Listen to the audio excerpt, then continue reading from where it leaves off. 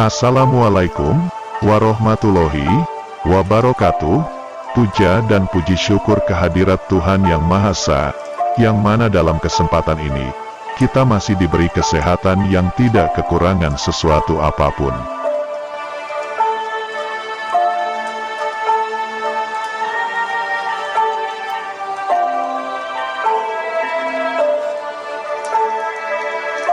Laku atau peran Imam Mahdi adalah laku yang paling berat dijalani oleh Satrio Piningit, karena sebelum dia menghadapi manusia yang masih hidup saat ini, dia harus bisa menundukkan para leluhur-leluhur mereka yang sudah mati, karena mereka mempunyai keturunan darah langsung dengan manusia yang masih hidup saat sekarang ini. Di alam gaib, Imam Mahdi harus berperan dan harus bisa menundukkan semua arwah manusia yang sudah mati. Karena Imam Mahdi tidak terkalahkan sampai saat ini, maka dia disebut sebagai seorang satrio. Satrio artinya seorang ksatria yang tidak pernah terkalahkan. Satrio Piningit sangat mengenal leluhur kalian, leluhur manusia yang hidup saat ini. Leluhur kalian, tunduk dan taat pada perintah Satrio Piningit.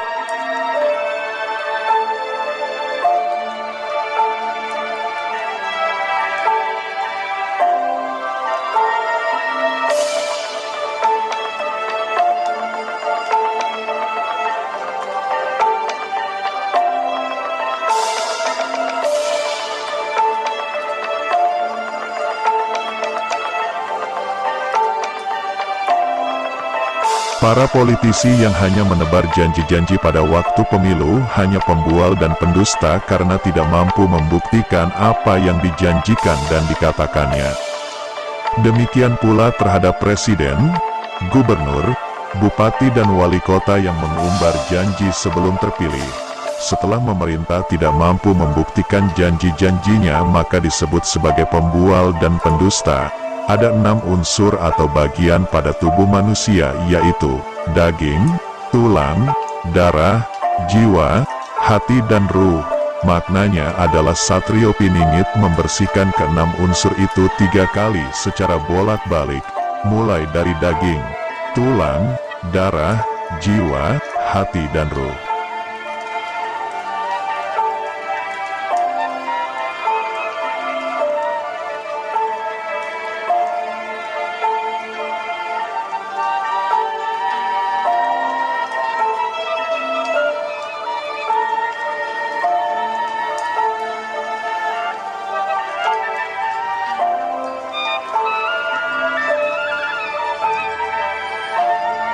Kemudian ruh, hati, jiwa, darah, tulang dan daging kembali lagi dimulai dari daging, tulang, darah, jiwa, hati dan ruh.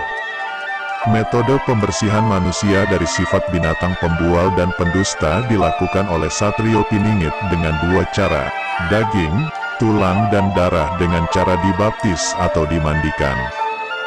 Jiwa, hati dan ruh logika berpikir dengan cara diurapi atau diasapi. Semua itu dia lakukan secara gaib tanpa dilihat dan diketahui oleh manusia. Bagi manusia yang telah mati, Satrio Piningit membersihkannya dengan 3 kali pembersihan saja, yaitu jiwa, hati dan ruhnya, oleh karena mereka sudah tidak lagi memiliki raga dan jasad. Orang Islam kalau mau salat mendahuluinya dengan berwudu, membersihkan bagian-bagian tubuh tertentu dengan air masing-masing sebanyak 3 kali.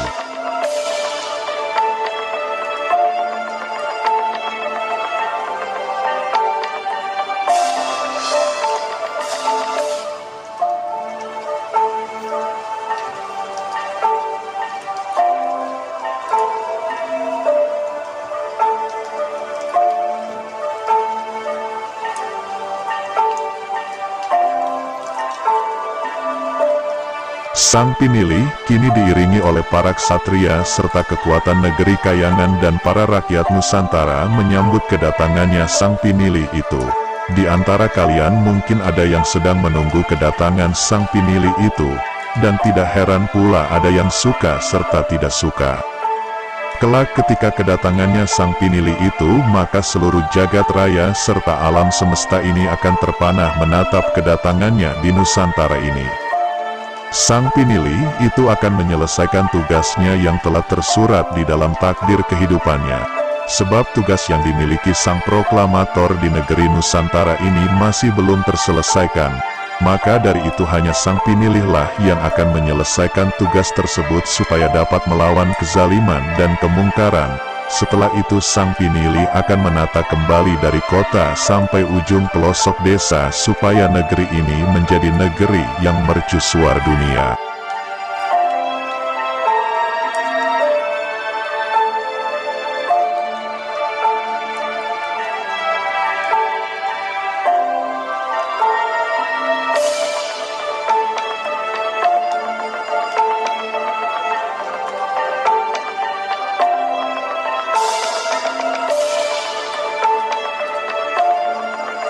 Para leluhur kegaiban Nusantara dan para raja-raja Nusantara mengatakan bahwa Bung Karno telah lahir kembali.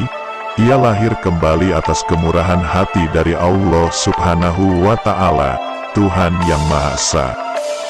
Bung Karno lahir bukan dalam bentuk wujud manusia, melainkan dalam wujud roh yang sempurna, yang bisa berubah wujud dalam bentuk apapun yang ada di Nusantara ini.